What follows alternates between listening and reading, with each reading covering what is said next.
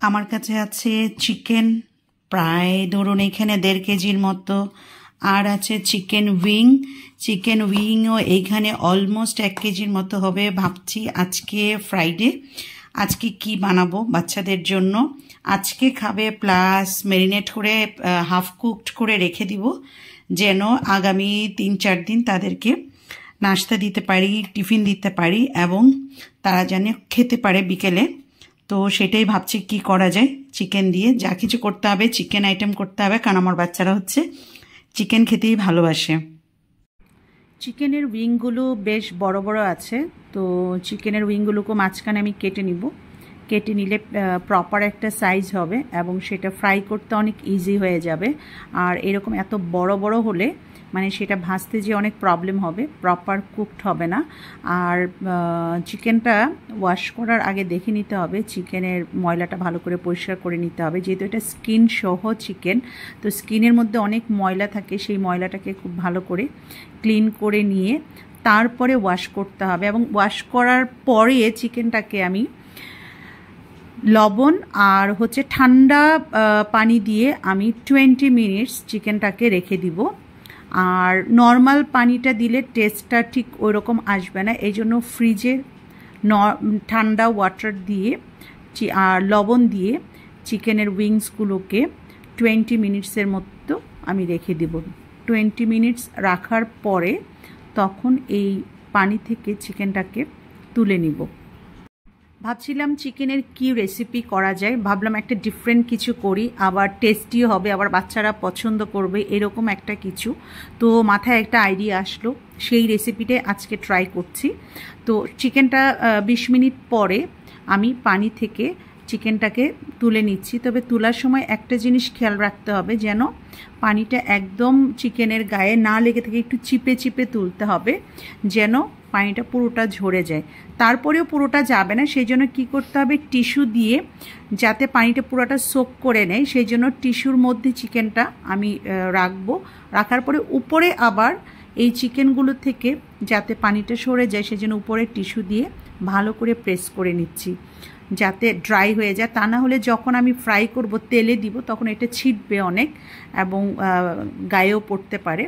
তারপরে টিস্যু থেকে চিকেনটাকে তুলে নিচ্ছি।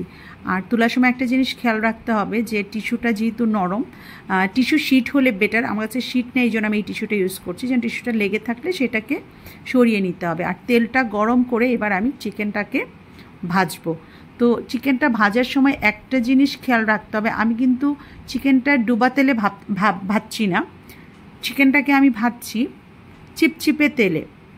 আর চিকেনটা ভাজার সময় একটা জিনিস খেয়াল রাখতে হবে, চিকেনটা ব্রাউন কালার অবধি ভাজতে হবে।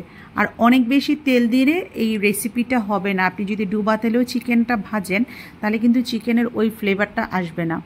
চিকেনটাকে এরকম চিপচিপে তেলে ভাজতে হবে। আর চিকেনটা যতক্ষণে হচ্ছে ততক্ষণে আমি একটু রসুনকে থেতলে নিচ্ছি। এই রেসিপিতে আমি রসুনটা ইউজ করব, আর রসুনটাকে থেতো করে ইউজ করব, মিন্স স্ম্যাশড রসুন যেটাকে বলে। অনেকে চপ রসুনও ইউজ করে, তো আমি এটাকে স্ম্যাশড করব। স্ম্যাশড করলে স্মেলটা দারুণ আসে চপ থেকে, তো সেই জন্য আমি এটাকে স্ম্যাশড করে নিচ্ছি। আর চিকেনটাকে ভাজার সময় একটা জিনিস যে বারবার একটু উল্টে দিতে হবে, যেন একটা দিক যাতে বেশি ভাজা হয়ে যায়, একটা দিক কম ভাজা হয়, সেটা যেন না হয়, সেটা খেয়াল রাখতে হবে। যে কোনো রেসিপি করার সময় মানে একটা জিনিস মানে আমার কাছে যেটা আমি ফিল করি, সেটা হচ্ছে যদি কনসেন্ট্রেশন দিয়ে কোনো রেসিপি করা যায়, তাহলে সেইটার যেরকম টেস্ট হয়, normally without any concentration just রান্না করার জন্য রান্না, সেইটা করলে কিন্তু ওই রকম টেস্টি হয় না চিকেনটা। সেই জন্য মাইন্ডের একটা স্থিরতা দরকার আছে, এবং মাইন্ডের একটা কাম অ্যান্ড কুলনেসের ব্যাপার আছে, যেটা কিনা মানে কুকিংয়ে ভেরি ইম্পর্টেন্ট। তো চিকেনটা আমার দেখুন অনেকটাই অলমোস্ট ব্রাউন হয়ে আসছে মোটামুটি, তো কয়েকটা একটু ব্রাউন এখনও হয়নি, তো সেটাকে আমি একটু উল্টে পাল্টে দিয়ে পুরো সবগুলো চিকেনের কালার যাতে একই রকম আসে, সেই জিনিসটা খেয়াল রাখতে হবে। আর এই রেসিপিটা না বাচ্চাদের জন্য খুবই ভালো একটা রেসিপি, কারণ এই রেসিপিটাতে ঝাল নাই, মোটামুটি ধরুন হালকা একটু ঝাল হবে, হালকা ঝাল হালকা মিষ্টি, আর খেতে দারুণ ডেলিশিয়াস একটা রেসিপি। আর এখন যখন চিকেনটা ব্রাউন হয়ে গেছে, সবগুলো চিকেন ইকুয়ালি ব্রাউন হয়েছে, এই ক্ষেত্রে আমি গোলমরিচের গুঁড়া আমি 2 টেবিল চামচ এখানে ইউজ করব, আর যেটাকে বলে আপনার গ্রাউন্ড পেপার পাউডার, সেটা আমি 2 চামচ ইউজ করব। পরিমাণ মতো আমি লবণটা ইউজ করব, করে এটাকে চিকেনটাকে ভালো করে একটু নেড়ে নিব, যেন প্রতিটা চিকেনের উইংয়ের সাথে লবণটা এবং গোলমরিচের গুঁড়াটা যেন একদম মিশে যায়, সেটা অ্যাসিওর করতে হবে।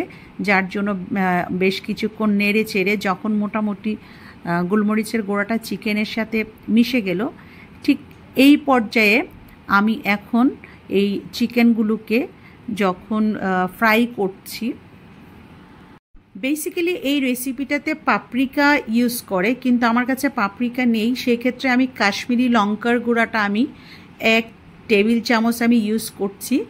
অ্যাকচুয়ালি এটা খুব বেশি ঝাল না, কিন্তু সুন্দর একটা রেডিশ কালার নিয়ে আসে চিকেনের মধ্যে, সেই জন্য শুধু এটা ইউজ করা।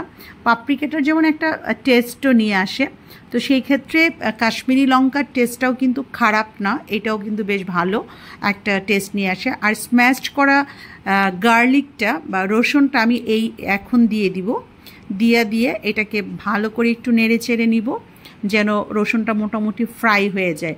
আর রসুনটা দেওয়ার সাথে সাথে কিন্তু দারুণ একটা স্মেল আসছে, যেই স্মেলটাই কিন্তু মানে এই চিকেনটাকে অনেক ডেলিশিয়াস এবং ইউনিক একটা টেস্ট নিয়ে আসবে। অনেক সময় আমরা চিকেনে কি করি বলুন তো, গার্লিক এবং জিঞ্জার দুটোরই পেস্ট ইউজ করি, তো আমি এই রেসিপিটাতে আমি জিঞ্জার কিন্তু একদমই ইউজ করছি না, জিঞ্জার পেস্ট আমি ইউজ করছি না, আমি শুধুমাত্র স্ম্যাশড গার্লিক দিয়ে আমি এই রেসিপিটা করছি, এবং গার্লিকের আমি পেস্টও ইউজ করছি না।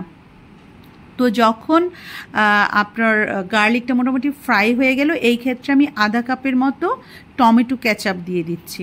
টমেটো ক্যাচাপটা দিয়ে বেশ একটু নেড়ে চেড়ে দিতে হবে, যেন প্রত্যেকটা চিকেনের সাথে সেই ক্যাচাপটা মিক্সড হয়ে যায়। আর টমেটো এই ক্যাচাপটাই কিন্তু চিকেনের টেস্টটাকে একটু মিষ্টি মিষ্টি টেস্ট নিয়ে আসবে, যে টেস্টটা হচ্ছে বাচ্চাদের খুবই পছন্দ খেতে, ওরা দেখা যায় চিকেন খেতে গেলেও বেশ ইউজ করে ক্যাচাপ।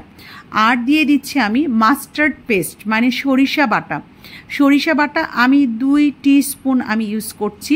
আমার কাছে চিকেন এইখানে 1 কেজির মতো চিকেন উইং, সেই জন্য আমি 2 টিস্পুন মাস্টার্ড পেস্ট বা সরিষার পেস্ট আমি ইউজ করছি।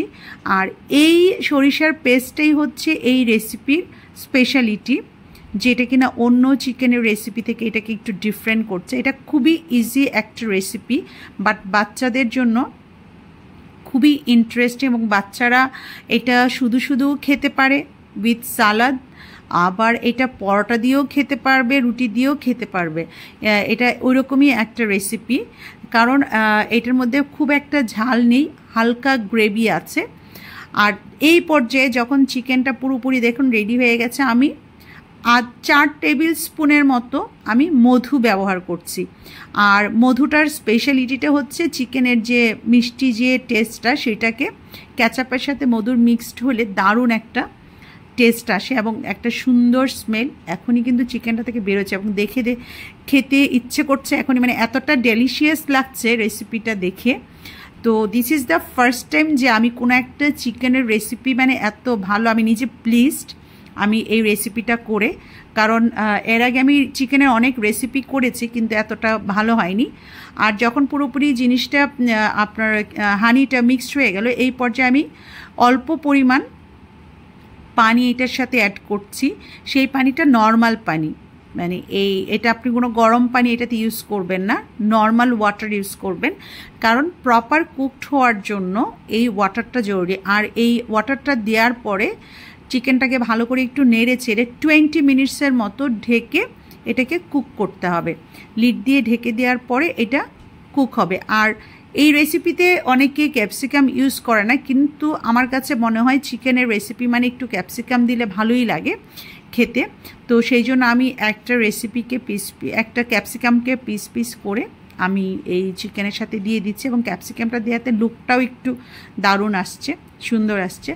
আর বন্ধুরা আপনাদের যদি এই রেসিপিটা ভালো লেগে থাকে, দেখে অ্যাকচুয়ালি আমি তো আপনাদেরকে খাওয়াতে পারছি না, বাট আমি খেয়ে আমি আপনাদেরকে বলছি দারুণ একটা রেসিপি। আপনাদের যদি বাচ্চারা থাকে, ইভেন বড়রাও খুব পছন্দ করবে, স্ন্যাক্সেও এটা খেতে পারেন, ডিনারেও খেতে পারেন। আর বাচ্চাদের জন্য তো যে কোনো সময় দেন এটা, ওরা একদম ফিঙ্গার লিক করে খেয়ে নিবে। It is such a recipe, mind blowing একটা রেসিপি। আপনারা বাড়িতে এটা ট্রাই করতে পারেন। এবং সবচেয়ে বড় কথা, এত স্পাইসের দরকার নেই এই রেসিপিটা করার জন্য। খুব অল্প স্পাইসে কিন্তু রেসিপিটা হয়ে যাচ্ছে এবং খুবই ইয়াম্মি এবং ডেলিশিয়াস একটা রেসিপি। তো আমার চ্যানেলে বন্ধুরা আপনারা যারা আছেন এখনও চ্যানেলটাকে সাবস্ক্রাইব করেন নাই, প্লিজ চ্যানেলটা সাবস্ক্রাইব করবেন। Like, share and comment. আপনাদের যদি মূল্যবান মতামত থাকে আমাকে জানাবেন। আর আপনারা যদি এটা বাড়িতে করেন, রেসিপিটা কেমন হয়েছে সেটা আমাকে অবশ্যই জানাবেন ইনবক্স করে। আমি করেছি, দারুণ হয়েছে রেসিপিটা, দারুণ। খেয়ে খুবই এনজয় করেছি। This is the first time আমি 100% স্যাটিসফাইড যে আমি একটা ভালো রান্না করতে পেরেছি। শিখলে হয়তো আরও ভালো করতাম। আমি নিজে ব্রেকফাস্টে আমি বেসিক্যালি এটা চিকেনটা খেয়েছি রুটির সাথে, দারুণ ছিল, মানে খুবই এনজয় করেছি। আর বাচ্চারা লাঞ্চে খেয়েছে, কিছুটা রেখে দিয়েছি, ডিনারে খাবে। তো বন্ধুরা ভালো থাকবেন, টেক কেয়ার, বাই বাই।